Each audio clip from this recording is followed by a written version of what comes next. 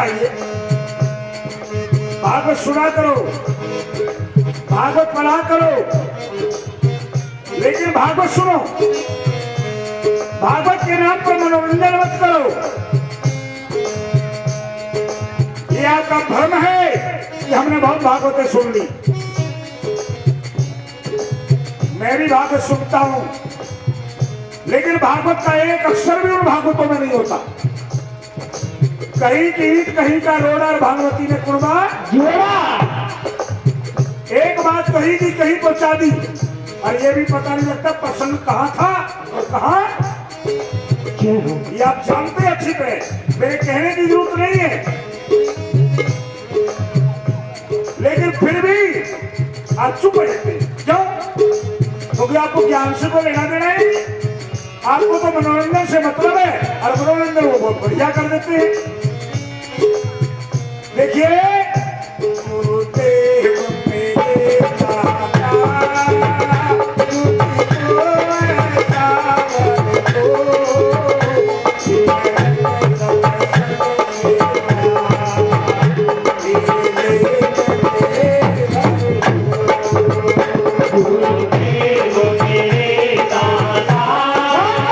तुझको ऐसा वर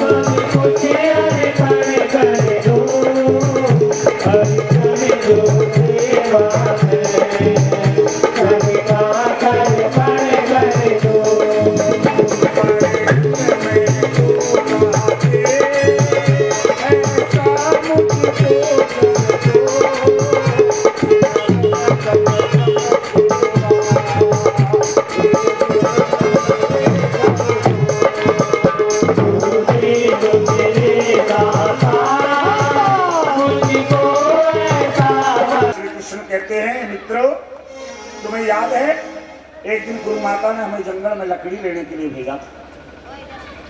जब जंगल में जाकर लकड़ी तोड़ने गए तभी बड़े जोर की आंधी और वर्षा आ गई, बिजली कड़कने लगी, तभी सूर्यास्त हो गया, अंधेरा फैल गया, चारों तरफ जल ही जल भर गया। हमें पता नहीं चल रहा था कहां सड़क है कहां गड्ढा है। मित्रों, वो वर्षा क्या एक छोटा मोटा पल है। हमें बड़ा कष्ट हुआ था, दिशा का भी ज्ञान नहीं था, एक दूसरे का हाथ पकड़कर हम इधर उधर भटक रहे थे। जब हमारे गुरुदेव सांदीपन मुनि को इस बात का पता चला तो अपने शिष्यों को लेकर हमें ढूंढ रहे, शुद्ध भावना से सब कुछ गुरु की सेवा में अर्पण कर दे, इसमें कोई संशय नहीं है। मानव गुरु कृपा से ही शांति को प्राप्त करता है, कृपा से ही मानव पूर्णता प्राप्त करने का अधिकारी होता है।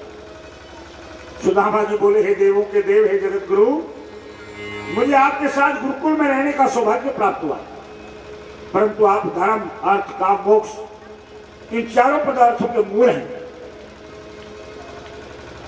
गुरुकुल में धन करना तो आपकी लीला थी, आप तो स्वयं जगत गुरु।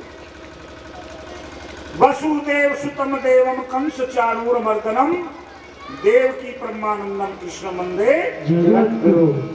सुखदेव जी कहते हैं, परीक्षित, भगवान श्री कृष्ण सबके मन की बात जानते, वे ब्राह्मणों के परम भगत हैं, उनके क्लेशों का नाश करने वाले हैं, संतों के एकमात्र आश्रय है। वे अपने मित्र सुदामा से बहुत देर तक बातचीत करते हैं। अब एक तनिक मुस्कुराकर विनोद करते हुए बोले, मित्र, ये तो बता भाभी ने मेरे लिए क्या भेजा है? अरे मेरे लिए क्या उपहार लाए? प्रभु ने बहुत स्पष्ट शब्दों में कहा, मेरे प्रेमी भक्त जब प्रेम से मुझे थोड़ी सी भी वस्तु अर्पण करते हैं वह मेरे लिए बहुत हो जाती है। जो भक्त प्रेम से पत्ता, फूल, फल, पानी आदि कुछ भी अर्पण करता है, मैं उसे स्वीकार ही नहीं करता, तुरंत भोग लगा लेता। संकोचवश सुदामा जी ने अपनी गर्दन नीची कर दी। भगवान सब कुछ समझ गए। भगवान विचार करने लगे, एक तो सुदामा मेरा मित्र है, इसने धन की इच्छा रखकर मुझे कभी याद नहीं किया, वह मेरे पास अपनी पत्नी को प्रसन्न करने के लिए उसे कहने पर आया, आज इसे मैं वो संपत्ति दूंगा जो देवताओं को भी दुर्लभ। भगवान श्री कृष्ण ने सुदामा की बगल में हाथ डालकर पोटली छीन ली। जैसे पोटली हाथ में आई, प्रभु के नेत्र भर आए। प्रभु पोटली को घुमा घुमा कर देख रहे हैं। सुदामा के घर एक बलिष्ठ कपड़ा भी साबुत नहीं है।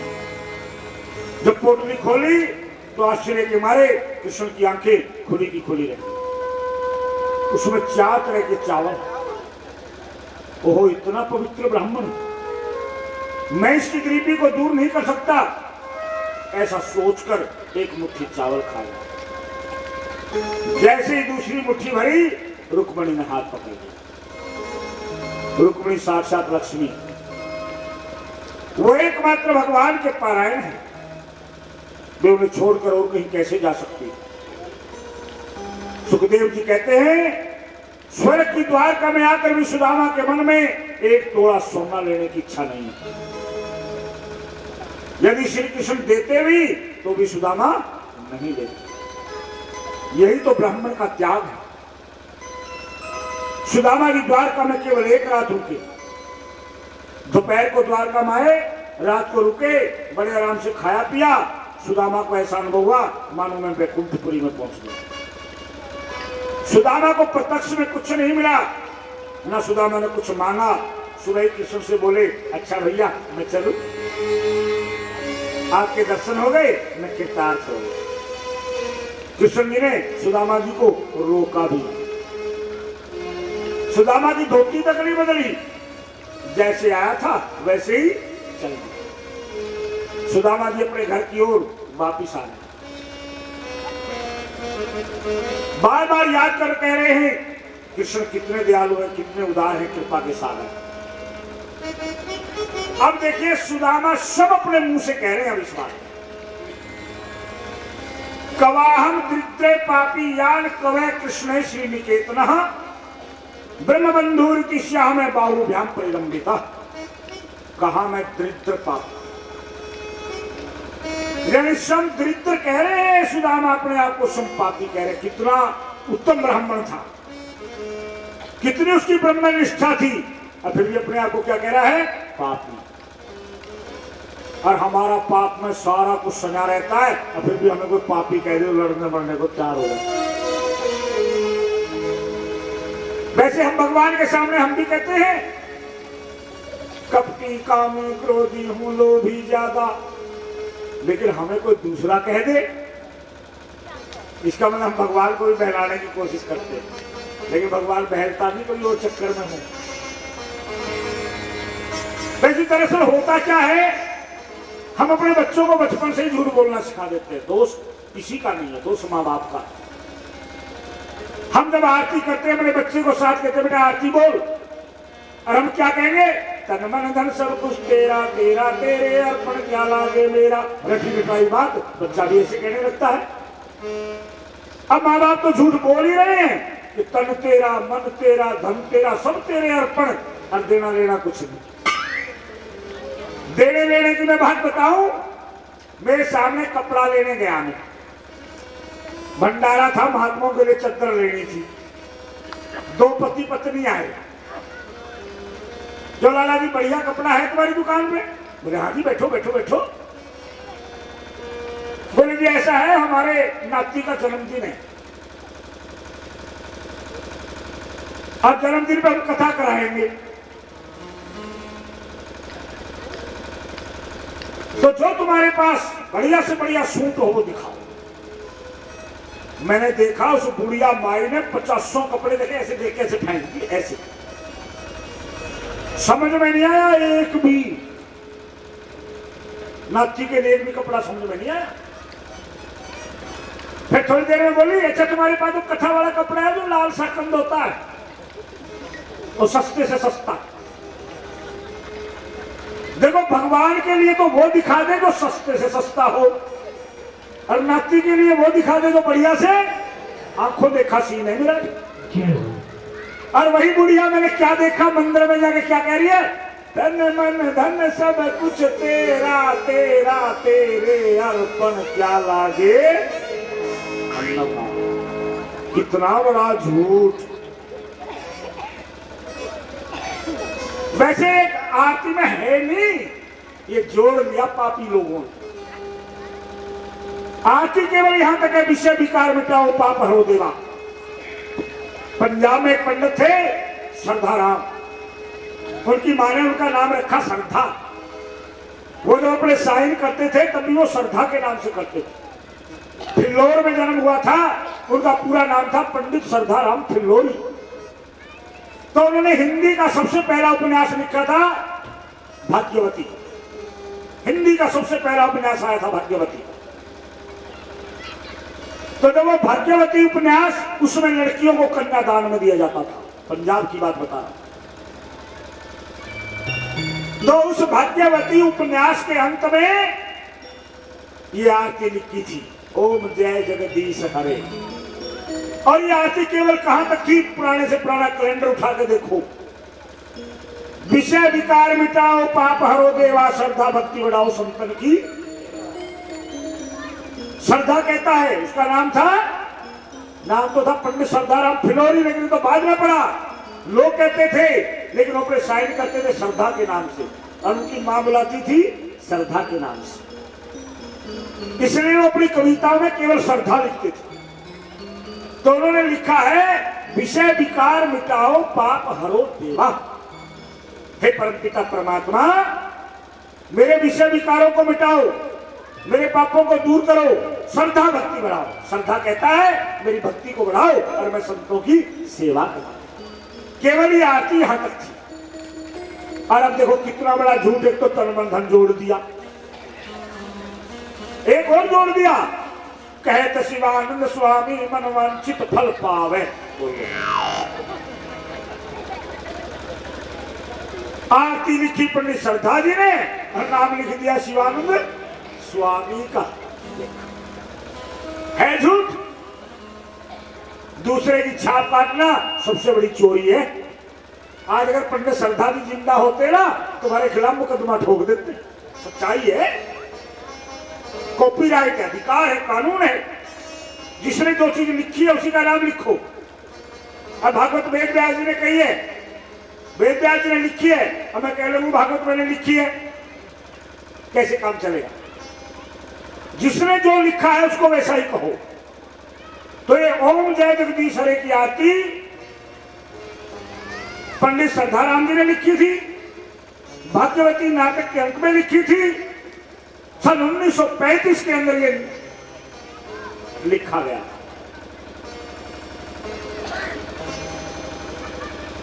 इस बात को दैनिक जागरण, अमर उजाला, हिंदुस्तान कई बार निकाल चुके, लेकिन किसी की समझ में कुछ भी, आदत जो पड़ गई। आदमी आदत से मजबूर है और आदमी आदत को छोड़ना नहीं चाहता। कहा मैं मित्र पापी, कहा लक्ष्मीपति किशन, अरे वाहरे कन्हैया, ऐसा दयालु मैंने आज तक नहीं देखा।